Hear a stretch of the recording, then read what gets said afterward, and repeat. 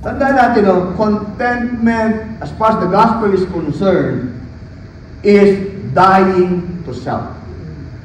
Yan ang contentment.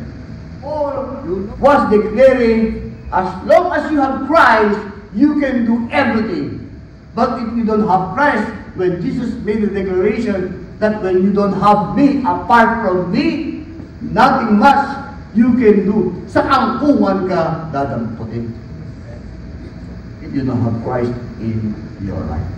The reason why Paul can bear the jail, and that is because of Christ. Sinabi niya yun habang nasa kulungan siya, dahil alam niya, hindi naman nakasalalay sa circumstances niya ang pagiging kontento niya. Hindi niya nga alam kung kailan siya lalabas. Hindi niya alam kung kailan siya makakalaya. Kung the next day ba, matitigok na siya.